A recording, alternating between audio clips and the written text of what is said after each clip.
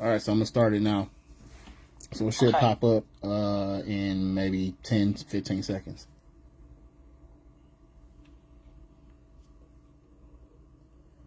Got it. Okay.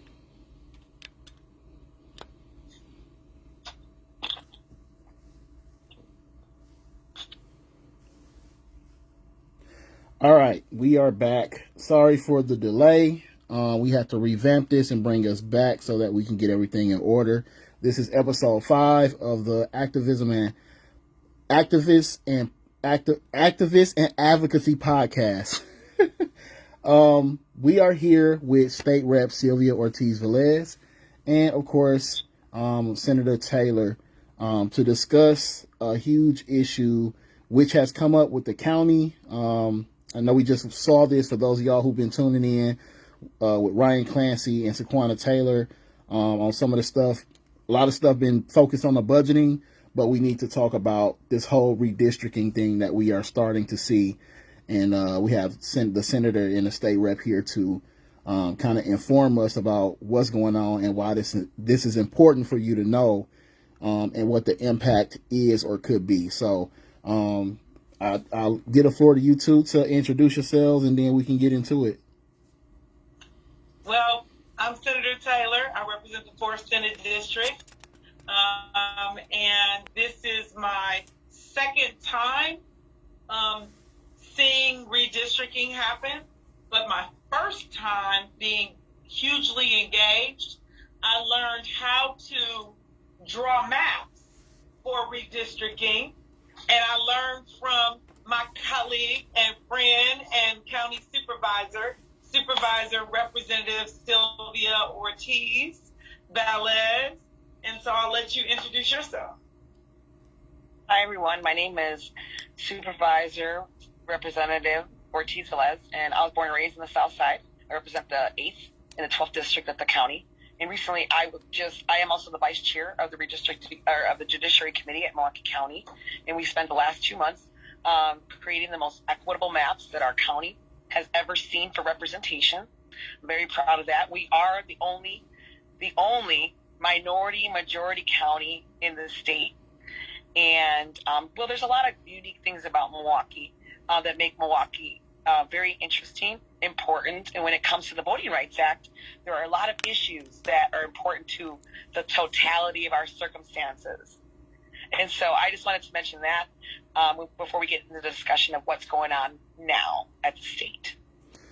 Okay, so a number of things you guys brought up when we were, kind of going over this, but start us from square root one. Like, why is this thing tell people what gerrymandering is so we can start there. And then let's go into why this particular redistricting thing, because I did share something earlier that I came across that talked about Evers coming up with something that, now typically this is something we see from Republicans as far as, and both sides do it. Both sides try to get the maps to benefit them. Yeah. So we know that.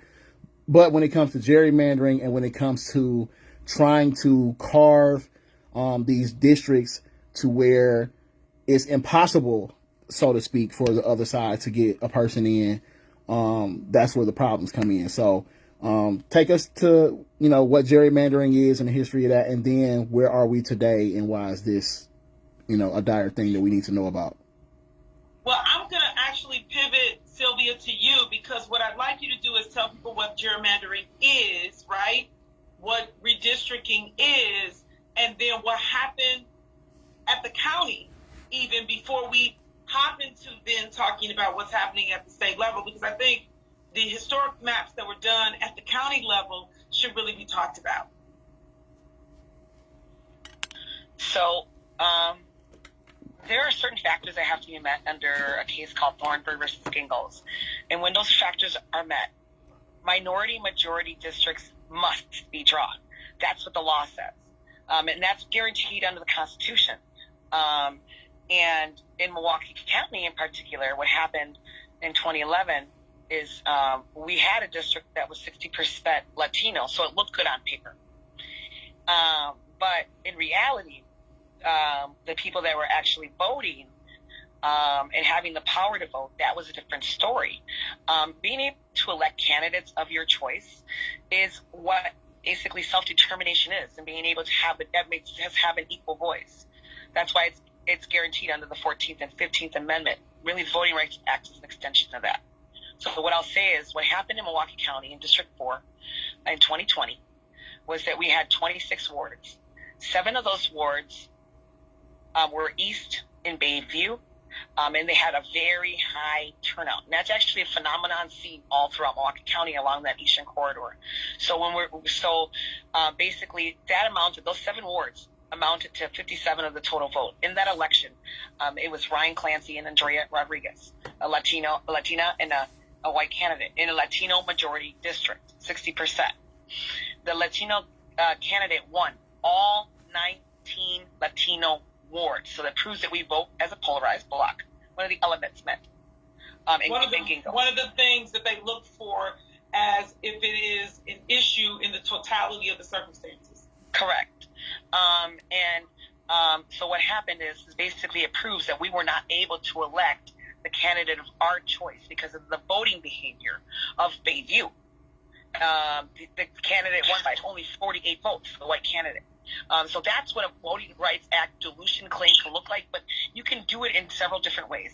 But what's happening now is, several things. So first of all, I want to say that there is no one, right now the state is engaged in a partisan battle between the Republicans and the Democrats. And neither side is really, concerned about, looking at, the concerns of the BRA, because if they were, they would have made it number one in their map. Before you go much further, Representative, I just want to make sure that we keep the people and they follow what we're talking about. So at the county level, we didn't have the partisan piece. It was really just whether or not we would have in a majority-minority county, meaning proportional majority county of color. How many of the 18 seats will we have? For the first time ever, we will have 9 and 9. So we will have the ability to have proportional representation, which is also protected under the Voting Rights Act. So what am I saying? I'm saying for the first time ever, we have a county that has 9 seats of color and 9 white seats. Now we're the majority. Well, that's fair. At 50.3%, but we couldn't get 50.3 when you round. You get 9 seats, not 10 seats. So we have 9 and 9, 6 black, 2 Latino, 1 rising for Asian, but they're not together in a community. And so as soon as I get a chance, I want to educate them, because they technically are 523 people short from being able to have enough people to have a county supervisor seat, right? So that's the county. We didn't have partisan politics in that. That was just what the white people get 10 seats, 11 seats, 12 seats, or 9 seats. They ended up getting 9 seats, and people of color ended up getting 9 seats. Now we're having the fight at the state level, and it is Democrat and Republican. That's what the representative was speaking to. And in that Democrat-Republican fight, now the issue is, what do we get? How many seats do we get? And that is the issue at hand. And there were, how many maps did we say? We said there were 5 different maps. So those 5 different maps are the kind of maps, the maps that we were looking at. None of those maps passed in the legislature. What does that mean, Sylvia? That means that it's one going to go to the courts. Pass. Everything's going to be decided in the courts. But one did pass. It passed the legislature, but it's going to get vetoed, right? Right. It's going to get vetoed. But now that different plaintiffs, and unfortunately, the plaintiffs at the table, nobody's looking out for the rights of the Latino community and the black community. They all care about their partisan issues, but not nobody's there for the voice for our community or the black community. And basically what they're trying to do is cancel out our voices. and it's an unlawful act. So once we have this majority-minority districts and we meet those elements, which we do, they can't take them away from us. And some people plan to do is to take them away from us. That's what their maps show. So what do you mean? They plan to basically crack and dilute the votes of minority districts, which they can't do. So it's a grave violation. What do you mean when you say if we already have them? So once we have minority-majority districts, legally they're protected, especially if we meet all those elements and we still continue to do, which is the case in Milwaukee County. We already have 6 African-American assembly seats at very healthy percentages. We already have 2 assembly seat representatives. So basically what will result in the people's maps and in the governor's maps, we will result in the impact will be no representatives at the state that are Latino for more than a decade, because then they can be our voice. And they can give us something called opportunities, which is a regressive. You can't do that. You can't go backwards.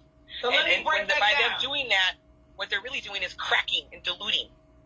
But those are the legal terms. So let me break it down, Bond. Okay. So Bond, you know how like when you play cards and you play spades? Right. And you got some books, right? Right. And then you got some possibles. Right. Right? And then sometimes you got some, you like, this ain't really a possible, but if they sleep, I'm going to be able to get it done, right? Yeah. Right now we got books. We got 6 books. We got 6 seats. But what they want to give us is not even possibles. They want to give us if somebody sleep. You right. get them, districts. And they want to take us from 6 black seats to 7 if you can get them. Yes, and I want to add that by doing that, they're basically removing our ability to elect candidates of our choice and have self-determination. Go ahead. No, which is, and just to break it down even more, some of the bills, some of the stuff that we are seeing, people that are creating these laws and policies that negatively affect us, we kind of all agree there are not many people, especially at the state level, whether it's state rep, Senate, whatever, that represents our voices, that are advocating in these rooms, that are pushing back. So to lose the ability to have people potentially there to do that is even more harmful. It's even easier for them to, oppress and suppress us more with a lot of this stuff that they're trying to pass. So I just wanted to throw that in there. Some of those people that do legislation that makes us think that they're doing what we want because maybe they do something that is exactly what we marching for, right? Mm-hmm. But we know it ain't going to get done, but we do that. Yeah, some of those people are the very people that ain't said nothing in this whole process.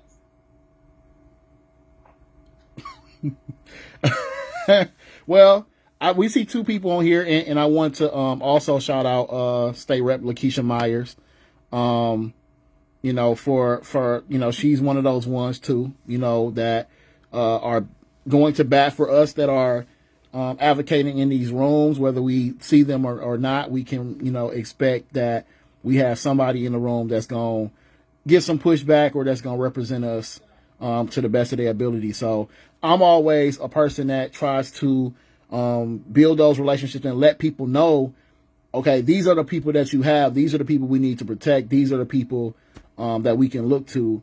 And unfortunately, everybody that look like us ain't those people, whether, they sit in those rooms, and as you're putting it, some of this stuff come up and they don't give pushback. They don't speak up. They don't, they do diligence to fight it or to let us know what's going on in these rooms. So that again plays a factor in the role when we talk about quantity and quality. We are losing those options. So exactly. So today, in the Senate, I drove to Madison today, and we had a caucus, meaning the Democratic senators. We met and we spoke to talk about how we were going to proceed, and then we went to the floor of the Senate. When we went to the floor of the Senate, we had multiple maps that we had an opportunity to vote on. We had an opportunity to vote on the map that the Senate Democrats did.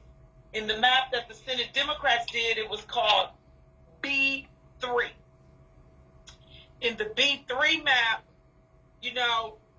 overall, it was better than all of the other maps that had been presented. It would give us 56.64% in the Senate district for 6. In the 4th Senate district, which is the district I'm in, it would be 55.76% voting age Black people in the district. And some people might say, oh, well, that's good, right? We normally need to be at 60% in order for us to win a district, especially when you have chunks of white voting blocks that potentially could decide otherwise. And so remember when I ran for re-election and Mandela ran? Mm-hmm. Well, in that experience, Shorewood was newly in the Senate district for the first time. And so Shorewood voted 80% for Mandela, for example. But because Milwaukee did turn out for me in the way that they did, it did not X me out.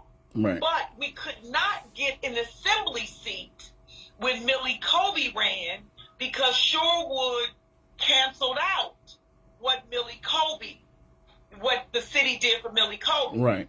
When Brea Grant ran, Shorewood said the Black person we want is David Bowie. And so Shorewood chose the candidate that ended up winning. Mm-hmm. The race that Sylvia just told you about at the county level was an example where, was it Bayview, Sylvia? Where Bayview canceled out what 19 other wards out of 26 wards in a district that were Latino decided. So today when we voted on the 4 different maps that we voted on, the first map we voted on was the Dems maps, and they gave us numbers that were like what I articulated. I voted no. And Senator Johnson voted yes. And other people in Milwaukee area voted yes. And then on the second map that came forth, it was the Assembly Democratic map. And the Assembly Democratic map, let me read you the numbers on that one. Okay, one second. The Assembly Democratic map, it gave us a Black district of 54.4%, so it was less than the other. Okay? Mm-hmm. Right. And it gave us one for 54.43 and one at 54.46. Right. I think I got that right. So, either way it goes, both of those districts are not at the 60% number. And then the people's maps, let me get that. I said I was going to get the people map stuff. Sylvia, do you have the people's map stuff in front of you? Yeah, I've had it memorized. They got 4 Black districts at 42%, which are opportunities now, and good luck. Because but 4 meaning assembly. We know how disadvantaged we are Sylvia, ready to... Sylvia, wait. You said 4, but it's not 4 because you're including assembly and Senate. So I was only telling them at this about point... The Senate. I'm sorry, go ahead. Go ahead, the Senate. I was only telling them about the Senate part just to make it easier because it's so many others. No, I got it. You talk about that. You can talk about that, and I'll talk about the assembly side. Right. So on the people's maps, they took us from 2 Senate seats to not even 1, really. Right. I was going to say because one, but it's not one really, because what they do is they run everything into the north, to the eastern corridor, so they'll dilute all your votes. Shorewood, Whitefish Bay, forget it. You will never be able to compete. You won't be able to elect one senator. So hold on. Let me stop y'all. The same when we've seen this in other states where they've tried or been successful at doing this type of stuff. But Sylvia, you brought up a point that this stuff is illegal, is unconstitutional. How is it not just as easy to undo or stop this stuff when you consider that? Because okay, and you have to sue in court because we used to have Section 5 of the Voting Rights Act that would make them have to do a pre-clearance, meaning they would have to take their maps and get them approved first by DOJ. But now that part is gone. They don't have to do a pre-clearance. So the only thing you can do is go to court and sue. Okay. And Alabama, Black Caucus did sue. And Lulac versus Perry, we know that in that case, they took a minority-majority district, and they actually moved the minority-majority district. And even then, it wasn't good because of the way it was done. You have to look at the totality of the circumstances. Mm-hmm. So they ruled in that case, in Lulac versus Perry, that once the majority-minority district was there and established, that they couldn't be taken away. It was preserved. It had rights. That majority-minority district then had rights, as long as that the elements could still be met and kept, which in our case they can and they are. So the totality once of you circumstances, have it, they're supposed to maintain it. Right, and then in another case called Valdez, it actually says in there that you can't take a majority-minority district and then substitute that for minority opportunity districts, because here's the sleight of hand: minority opportunity districts do not have federal protection, only minority majority districts. But I do want to say one thing, that we can't remain silent while others unlawfully try to prevent us from electing candidates our choice. There are perversions of justice that are going on, and we can't stand for them. I can tell you that if we can't find justice in the House, in the Senate or the House, or our executive branch, and we have a third branch where we can seek justice, and I believe the law is on our side, and we will prevail. I see Robert Miranda has joined us. Peace to you, bro. Hi, everyone.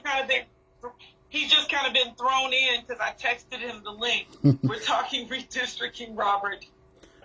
I also I'm gonna have Ryan come on here too and talk about some of the county stuff. So he has the link as well. He'll be hopping on maybe in the next 20 minutes. And I also want to mention that to anybody listening, that we need a call for action.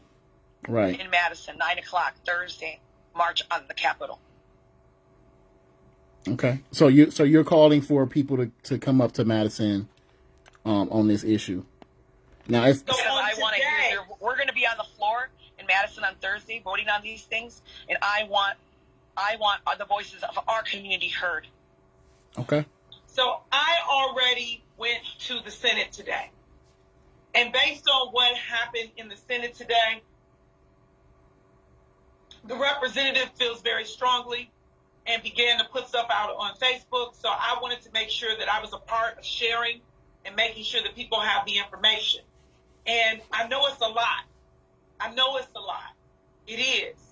But it just was very important for people to understand that map drawing is happening, that taking us from majority districts to opportunity districts is happening, taking us from districts that are 60% to 50% and 40% is the plan in order to be able to stretch us out so there can be more Democratic districts. And the reason for me that is a problem is because we deserve to have people that we choose. It's the law that we can choose candidates of our choice, and that can't happen if you don't have districts when the totality of the circumstance allows for it to happen. What do I mean by that? The totality of the circumstances is one, that we have a low census count, and we know that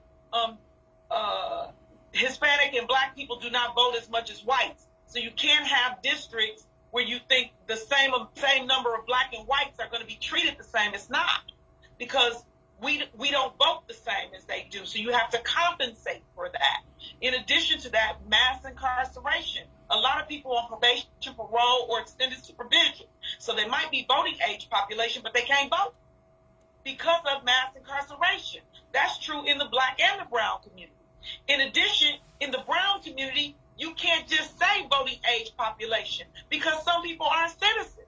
So you have to say citizen voting age population. But if they've not considered those things, the totality of the circumstance is not being considered. And then the other thing you have to look at is whether or not blocks of people vote a certain way.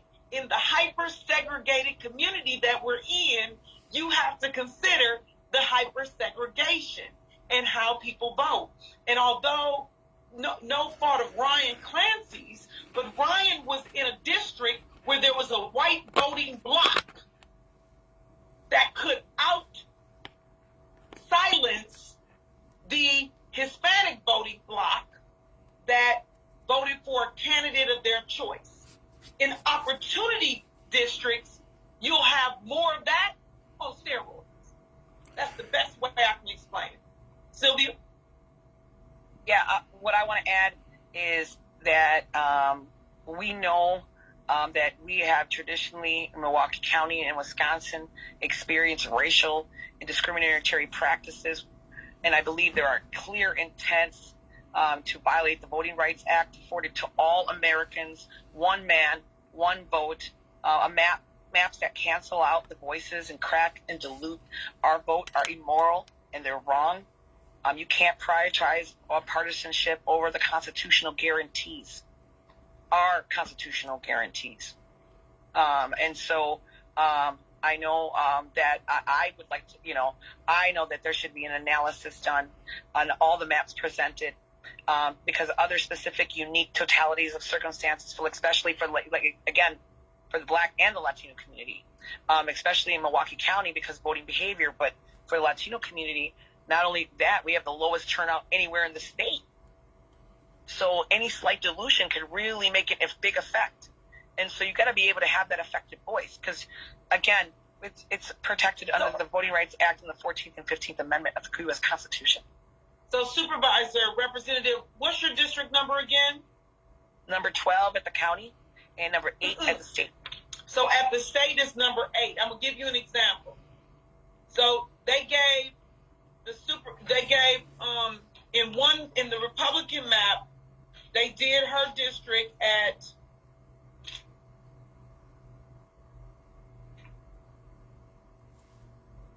65.9%. Okay, is what was in the Republican map. In the Democratic map, from the Assembly, it was 50.4% Hispanic. From the Senate map, Dems, it was 51.1% Hispanic. And the People's maps, she know this one by heart. It was how much? I don't remember. Hold up, Senator. I'm pulling it up right now. Right, I don't have the data for the People's maps in front of me. Yeah, the Assembly. But while she's pulling it up, you get the again, concept. this is voting age population, but again, it really supposed to be voting citizen age population. And so they're not using 59.3, which mine is 10%. That's not even 49. That's not even a majority. And that's not even a real number. And then number 9 is 53. And then they don't keep our Senate district together, so they dilute that entire third part for our particular situation and our totality of our situation. We need that third influence district, so we can keep our Senate seat together. So we can keep what does that mean? Assembly district, so we can keep our Senate district together in order to have a chance to elect a candidate, a senator in our state for the first Latino or Latina, whoever our community prefers, actually. But for the Black community, you got to hear these numbers. So at the county, we put districts at 60% minority to majority. And we already have, and just for the record, we already have 6 minority, majority black assembly districts in the assembly that are the current numbers that they sit under are way better than probably, anyway. What now the people's map is given us, or the governor's map, or Eric Holden's map, or whoever, with a real map makers, please stand up. Map. They're giving one district at 53 voting age, and one at 55, one at 45. Good luck. One at 42. Or I'm sorry, all 4 of them at 42. But the other thing they don't even realize, they don't even account for in this map, and you can see it when you look at the map. It actually is that they go into that eastern corridor. So you got the Shorewood effect. You voting with Whitefish Bay, forget it. They're gonna outvote you guys. And so is Bayview, to us, because we don't vote as much. Our voting behavior is the totality of circumstances. Also, we know traditionally that minorities in Milwaukee County have historically been disadvantaged in many things, education, health, and going on, and also being able to compete in elections with other members of our community. We're disadvantaged already. So that's also part of the totality of the circumstances. There's many factors. All the stuff the EPC has worked on, Robert, those are the things that would be considered in totality of a circumstance, and it's another reason why we get majority minority districts, because if a population has been discriminated against by jurisdiction. Can I get one thing clear? We're mentioning different maps. I hear the People's Map. I hear the GOP map. What are the other 2 maps? Democratic map. The Senate map. The Senate has Democrat maps, and then the House has a Democrat map. And the House is now about to do another one, so you should have a total of 5 maps. Another one. That's what Lakeisha was thinking that they're doing. And People's Map is a map that's being put together by the governor? His people. Yeah. Well, that's what they say. Map. I think it's part of a national strategy. Well, let's take 2 steps, Sylvia. So let's answer the question, though, which is the governor created a People's Map Commission, because part of what we agree with, and I agree with the Democrats and I agree with the governor, that we need a map process that is like what the county did.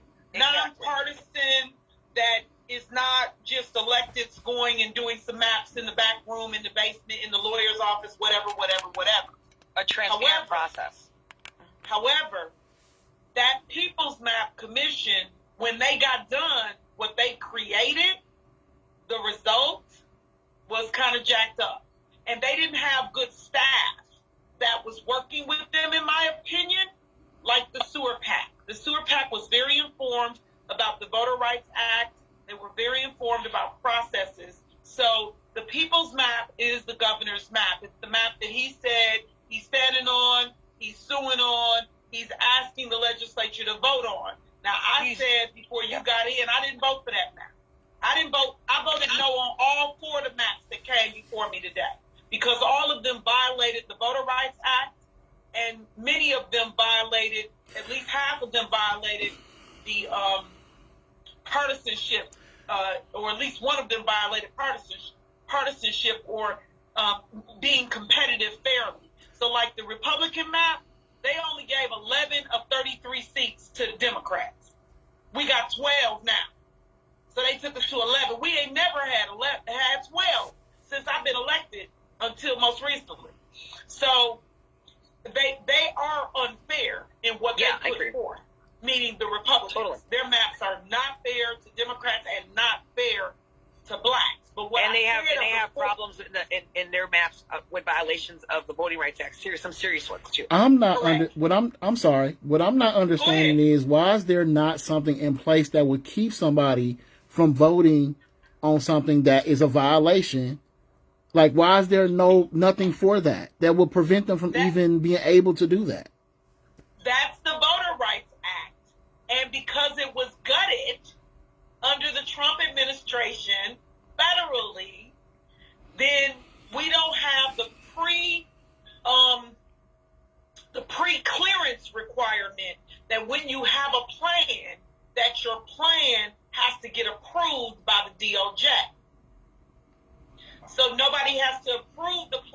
anymore. The plans get to just go in effect unless somebody sues. Yeah, I know. And then, of course, suing takes too long, so you end up staying in the maps that were bad maps. So is there, because under Trump they gutted it, what can Biden be doing? Because again, that sounds like Section 5 analysis of plans from the DOJ on compliance with the Voting Rights Act. Yes, his DOJ could look at maps, especially if people complain and ask them to look at the maps. But there's a bigger issue that could be done legislatively. The same way they did an infrastructure plan, they can do voting rights. Yeah, we need to know. The Voting Rights Act. So somebody That's asked, and said, either one of y'all, and Ryan has joined us as well. Somebody asked for people who cannot make it to Madison, specifically on that day. What are there calls they can make? Are there emails they can send? What are exactly the steps that people can take to try and challenge this or be a part of being that voice on this issue?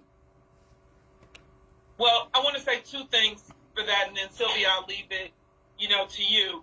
Unlike at the county level where I watch county supervisors working to build equity, that's not the reality of what I got at the state level.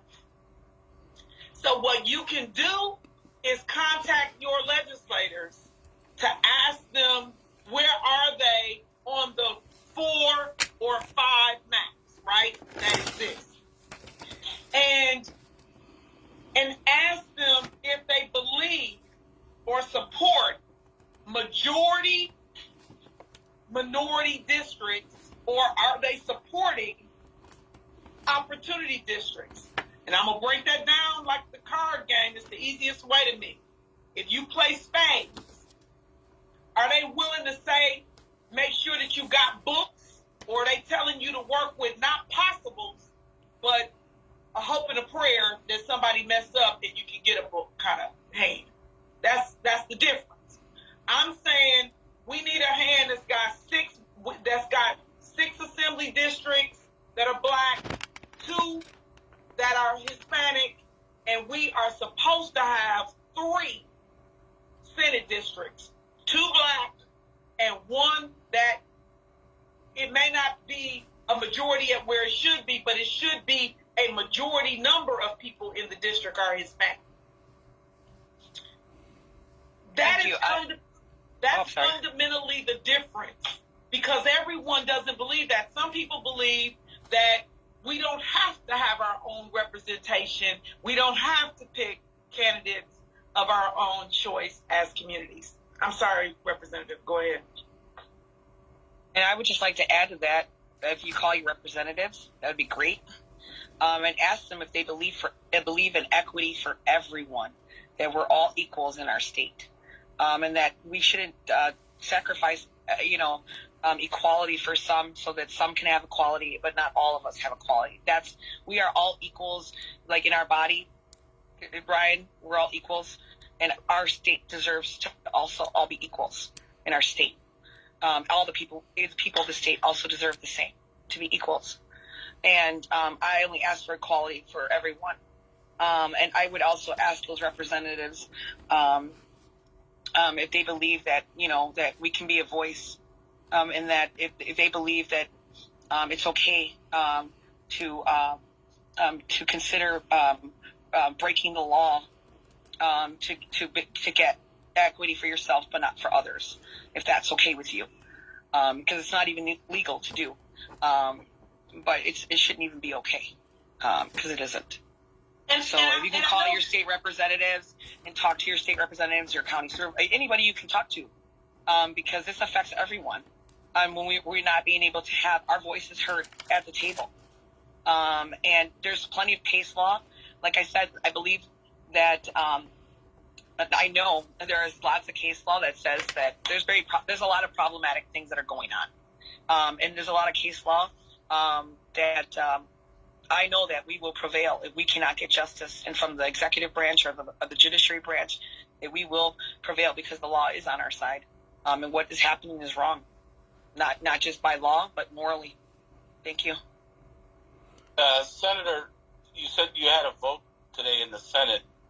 Yes. Senator Carpenter vote. Everyone but me voted.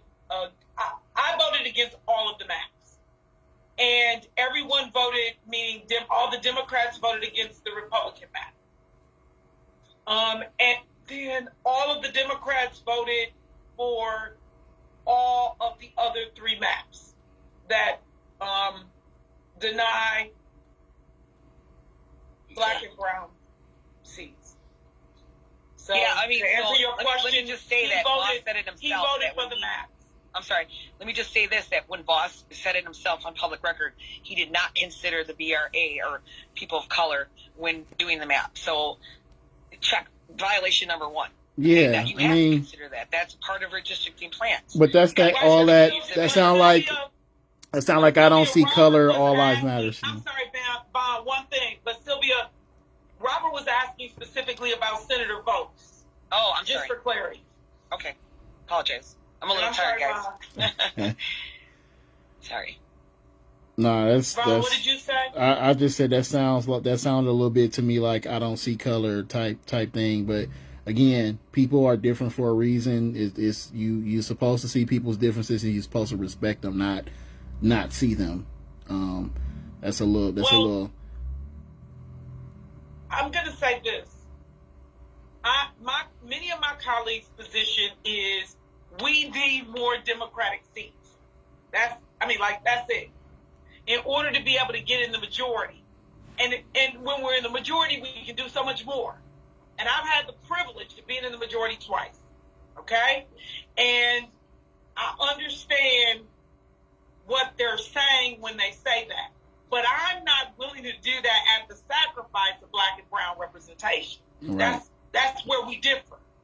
And so all of the Democrats voted for the Senate map, the People's map, and the Assembly map.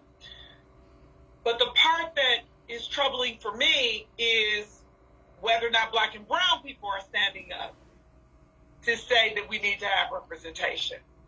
And so I called the Alabama Black Caucus because they sued Alabama for a similar thing, putting white voting blocks and diluting their districts and moving them to 50% districts, which are now what are called opportunity districts under what Supervisor Representative Ortiz was saying in NRD, I think it is, National Redistricting, whatever, with Eric Holder's group. They are supporting this concept of Nation Consulting, don't forget. Of fair maps group in our area. I don't know about the fair maps promoting that. I have to go and look, but I do know that the delusion and moving us to opportunity districts is definitely what all of the other stuff has been about. And so now the question is, what can you do? You can ask people, are they for the opportunity districts or are they for majority minority districts? Because they're different. Period. I don't mean no harm, but we can represent ourselves. If that offends someone or anyone. Girl, I thought we were past that in the 1960s, girl. So that's where we are. And so what people can do is they can, because the Senate is voting. So now the only people you can call are your representatives. And then after that, the best that we can do is do what Alabama did, is to sue. So I know I've reached out to NAACP. Sylvia's reached out to LULAC. And our goal is to go forward. The assembly members are going to be voting on Thursday. And so Sylvia's, asking for support. But I would say, Sylvia, instead of, having people go all the way, to Madison, but some people can, even if you have a group of people that, show support before you go. Yeah, I You mean, know, we can get some people together and do a press conference or something like that In beforehand, Milwaukee, that'd be great. and give our voice here. I'm pretty sure to get to them that we don't support, this in particular, and I definitely appreciate because part of this, they, people being able, whichever side it is, to do this to where it negatively affects us is because people don't know. I had no idea about this right. until the story about Evers just happened to come across my Facebook, and I'm like, Evers, and I posted. I'm like, what is this? But now, of course, this always is something that the Republicans are doing. Of course, that negative, and it's coming from all sides now, and it's just to a point where we have to inform people. So I appreciate y'all coming on here, giving people the information in total. Because a lot of this stuff, like I said, the 5 maps, a lot of stuff, I had no idea about any of that in particular. So Right. having I access. want to say one other thing, because we have Supervisor Clancy on, Exactly. and we have Supervisor Ortiz. One of the reasons that I feel so strongly is because the county created a map that is the most diverse map that we've ever had in the state of Wisconsin. If they could go through the process they created, we know it can be done. Like that's all I'm saying. And just mentioning Supervisor Clancy, definitely give you a call afterwards sometime, maybe tomorrow. I know it's been a rough day for you. But I would really love to hear what you have to think, and like if you have any questions about getting any clarifying points, so you can, understand what's going on.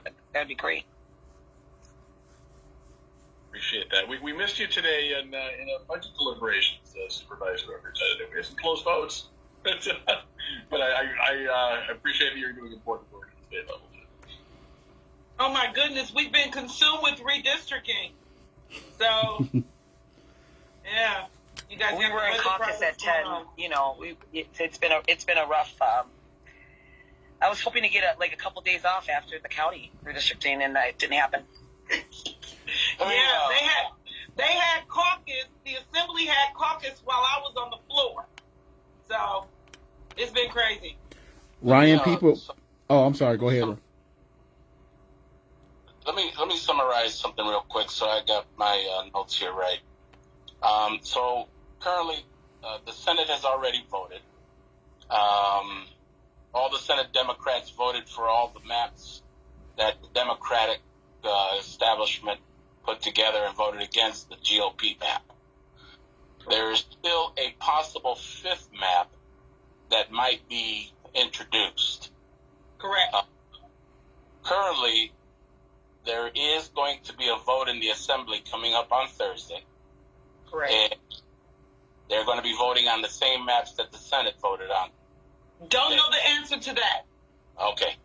They may or may not be voting on the same maps. Okay, that's what I wanted to clear. All right. Either More way. than likely, they're going to be voting on the Republican maps for sure. Okay. They might end up voting on the people's maps, because today the Dems weren't going to vote on the people's maps, but the Republican put the people's maps up, and then we voted on it. Got it. Whatever turns out on Thursday, the next step, my understanding, is to see if we can get the NAACP and LULAC linked to proceed with going to the courts on this.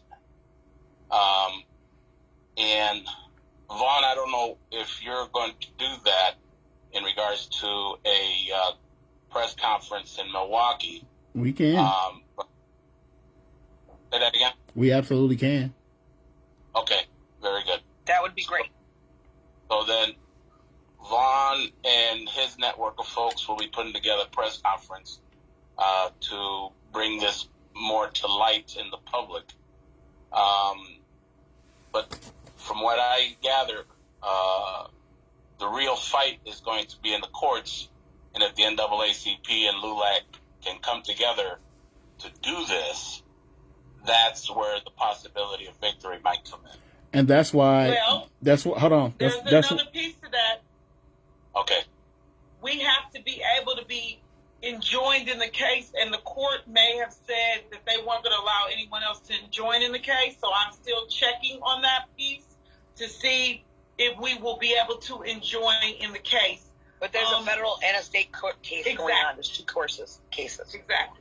And I want to say that's at the state level about enjoining. Okay. Unless there's good reason, but I believe in this case, you look at the totality of the circumstances, because we have a huge partisan fight going on, we have to make sure that people are there to advocate for the communities of color, the communities of interest in the Voting Rights Act. So we may have a problem. We may have a problem because of the Alabama people told us that when members of the groups don't stand together, then it makes them look at it differently. So the fact that in the Senate, the two African-American senators did not vote together against the maps, it's going to suggest that maybe they're okay. And so now what happens in the assembly matters. So in the assembly, we have Kaylin Haywood, David Bowen, Supreme Amakunde, Dora Drake, Lakeisha Myers, Marissa Bell Cabrera, and Sylvia Ortiz Velez. And Jimmy Anderson, right. Okay. And Jesse Rodriguez. Jesse Rodriguez, those are all of the Hispanics. And I'm sorry, let me take an opportunity to give a big shout out to Representative Cabrera. Oh, absolutely. Because she's been bringing it. That girl, I would go into any alley with her, including New York. We miss her at the FPC. Okay, well, I would go in the alley with that girl, and she won't run on me, even in New York. But I was going to say, too, Brother Miranda, of course, you, the Brown Berets, or, again, we want to be unified in black and brown in saying, not just to the folks voting in these different spaces on this stuff, but to the courts as well, that this is not something that we feel we want as a community, or that we agree with, regardless of, even if they are supporting these maps for whatever they are supporting the maps for, this is not, what we agree with, because I don't believe that anybody had a conversation and got like a okay with community about voting this way on this stuff without properly informing them on the impact it could have. No, it's totally unjust, and it's totally a violation and unlawful, and it cannot stand. I concur with that. So a final question I have here. As we proceed and as inevitably this moves forward into the courts, to complement who are going to be pushing the matter in the courts, either the NAACP or LULAC or both, are community plaintiffs able to be part of that? Yes. Yes. I don't fully know the answer to that. I'm going to be talking with the NAACP lawyers on Thursday. I did reach out to the Alabama Black Caucus, and Lakeisha, Representative Myers, is with the former president of Noble, who is an Alabama legislator and getting the 411 on the information. And I'm calling the former chair of redistricting for the NBCSL and in Tennessee to speak to him, because he was in the thick of it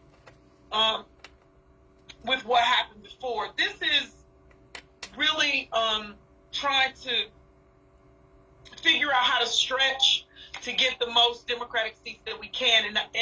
And some individuals, you have to be made aware, everyone, that there are some, okay, let me just say, so the other senator believes that it is better if we are in the majority as Democrats, and it doesn't matter to have her seat if she's not in the Democratic majority.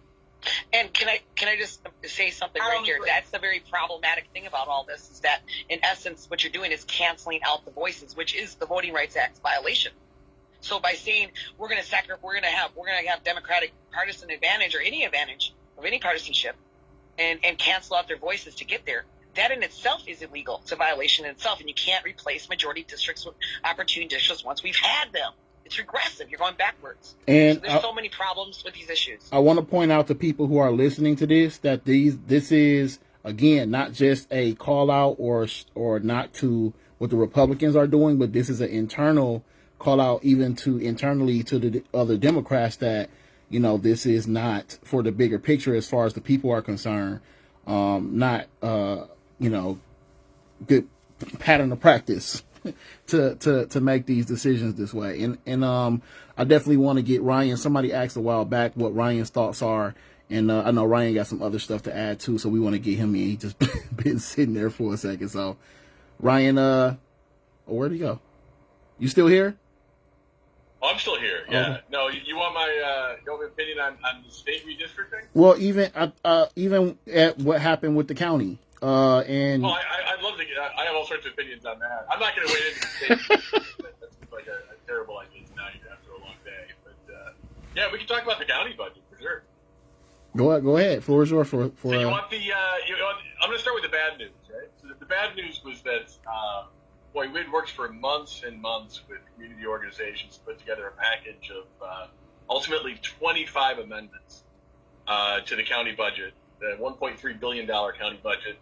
$1.3 billion county budget, which proposed to increase the sheriff's department budget by 6% in the face of a whole lot of community groups asking for it to be cut by 25%. The 6% increase is ridiculous. But the plan was to move some of that money to post-booking stabilization, credible messenger program, which we know works really well to actually reduce crime, unlike the sheriff's office, to youth employment, Mitchell Park Dome funding, parks re-engagement, reopening all pools across the county, paying interns at the zoo, the Office of Equity and Support for the Milwaukee County Human Rights Commission, an app to provide a link for people to a big range of services, including not law enforcement, technology, equity, communications infrastructure, so that people incarcerated in our care at the jail and the House of Corrections can finally talk to their loved ones for free without being milked dry by the county and private companies. A ton of stuff at the House of Corrections, including a high-end kitchen program, a work farm pilot program, finally paying even a few pennies an hour to the people in our care for doing the terrible work and being exploited by people at the House of Corrections. Supervisor Taylor had a bunch of great stuff on the One Milwaukee Task Force pilot reentry program, using the Balancing Act to get information about the budget, restoring bus service to the House of Corrections, providing disability insurance to county employees, parks infrastructure and lighting, and the Milwaukee County Historical Society. We could have funded all that.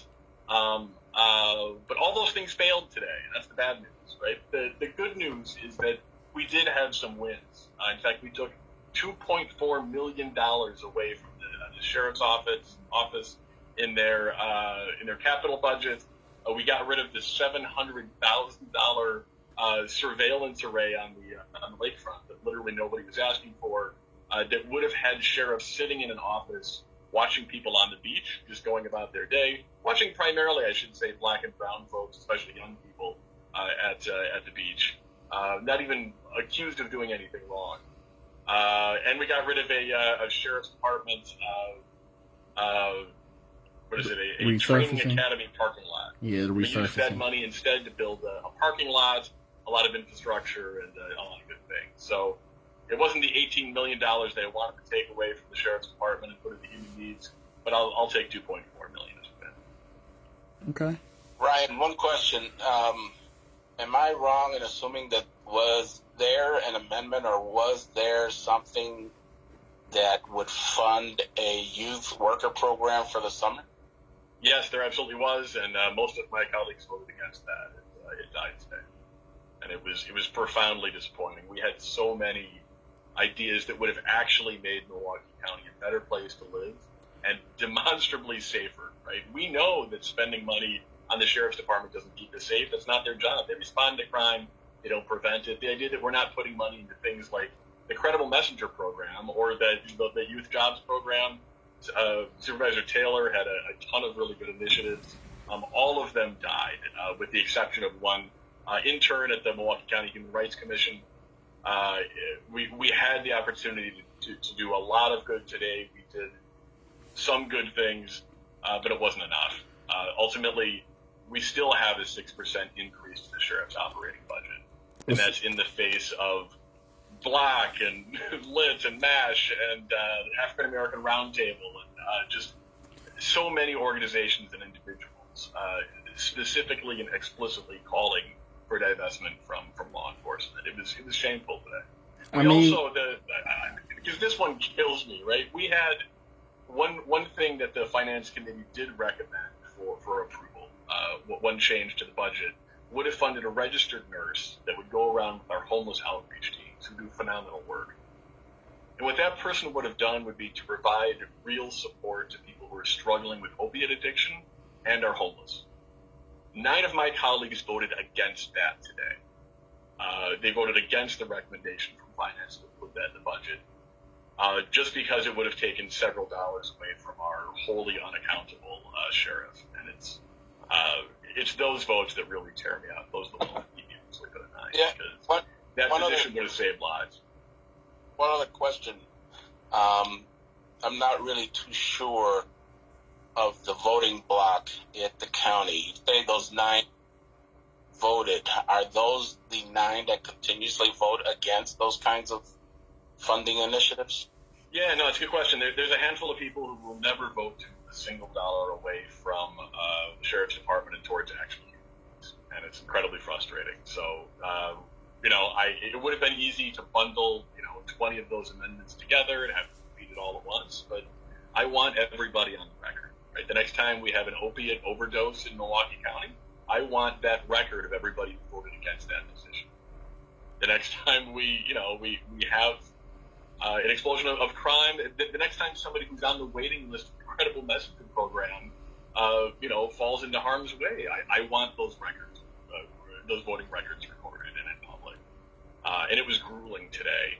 It was really personally difficult to watch 20 different initiatives that I had spent months talking to community members, that I had watched organizations rally around and call people and email in order to bring forward, be defeated one after another. But I owed it to the community that brought those forward to fight for each of those. And it was frustrating, and the votes are out there, and we will continue to fight for them. Senator? Well, thank you for your efforts and the work you did. And it's good to make sure that they are recorded. You raised her hand. Senator? I have a question, Ryan. Of the initiatives that you did, the ones that didn't go through, what kind of, and maybe that's what you were just talking about, what kind of voting, 10 to 8 or, 10 to 7 or? Boy, that, the one that would have, that got rid of the registered nurse position, that would have absolutely saved lives in a really direct way, that one was 8 to 9. Right, so 8 to 9, okay. Most of them were relatively close. It was most of them had 2, 3, 4, 5 co-sponsors. Usually they had 6, 7, 8 votes, but just not enough to get through.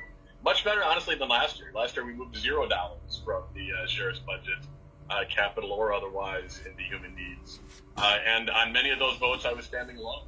This year I was really appreciative of both the chairwoman who took some brave votes today. Cogs Jones voted with me on almost every occasion, as did Supervisor Taylor. There are a lot of other folks who were swayed by the merits of individual amendments, even if they didn't believe that we should, burn down the sheriff's office, whatever the rhetoric on the other side is. I'm grateful for those two. Shout out to the black women electeds. That's always in those rooms fighting.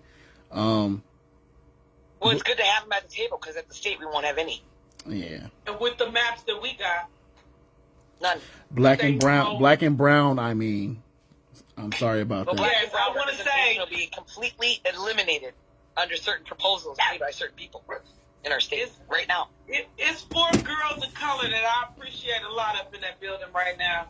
And one is definitely Representative Supervisor Sylvia Ortiz and Representative Marissa Bell Cabrera and Representative Lakeisha Myers. They have been amazing champions on these issues. And it's taken a lot of extra work. So I really don't have much else to share in that regard. I will keep people updated on where we are and how we move forward in the legal process. Yes, ma'am. And if we're able to get engaged, I am glad to hear about some of those things that you tried to do, Supervisor Clancy, especially those things. You know, my ears perked up when I heard some stuff that was ag related. I was like, oh, I heard. So, and maybe even though those things didn't happen in the budget, I do believe that there are some specific things that I've tried to get the county board to do for some time that are really not budget necessary, that will ultimately generate better parking and better opportunity for people. And so I look forward to working with yourself and Supervisor Ortiz-Velez and, you know, others, because it's a new breed of people that are on the county board. And so hopefully we'll be able to talk about some of that, because I think that's trauma-informed care, and it's another way to do the work. Even though you don't have maybe the budget immediately, I think it's the kind of thing that will help make money for the county. Thank you, Senator. Well, Vaughn, yes, ma'am. yeah, definitely. I think a press conference is in order. I would love for our community voices to be heard. We will work on it. We definitely will work on it for. I mean, I don't want to talk much. I got to save myself for the floor. What time is the vote on Thursday? But I want to be there. Well, they're going to be on the floor probably at 10 o'clock. 10 a.m. o'clock. Okay. a.m. on Thursday. If we did something before we left here in Milwaukee, we'd have to do it at like 7:30 in the morning. Yeah, that's too early, more than likely. But you also could do it the night before, and also, you know, there are options, because you guys are going to be there. You know, it's not going to be, I don't think, an hour. I think it's going to be longer. Oh, yeah. Because it took us to 4 o'clock, and we started at 11. And Well, we're only there's a lot of 33 hands of that us. went up for final passage, so I plan to give my maiden speech, actually, on that That day. means her first speech ever on the floor, everyone. Okay. Do you know, Vaughn, that there are people who have been in the legislature who have not had their maiden speech yet? I did not know that. This is my first time ever even hearing that term. I will be dedicating it to my husband who passed away almost 5 years ago. It's his birthday. Okay. And my purpose is to, I'm going to put my dancing shoes on. Because I plan to salsa, bachata, tap dance, and merengue. Okay. On everybody. That's funny. All right. Oh, hey, Brother Vaughn, whatever you guys put together, pass it on so I can forward it over to Walter Guerin and the Brown Berets. Senator, can you send him over my number? I sure will. Yes, ma'am. And Right, Black right. Panthers and some other folks. We fam, you know how we do. We'll Everybody. Everybody. Hey, All right. I appreciate y'all. Right, Everyone. I appreciate everybody. Right there. All right. Thank you, Brother Miranda. All right, Brother Vaughn, take care. Thank you all for the brief. Yes, sir. Thank Thank you all for you. joining. Yes, And ma'am. thank you, Ryan, for the update. Absolutely. Absolutely. All right, Thanks peace. for your efforts. This Bye-bye, has been everybody. episode 5, y'all. Bye-bye. Peace out. Peace out, y'all.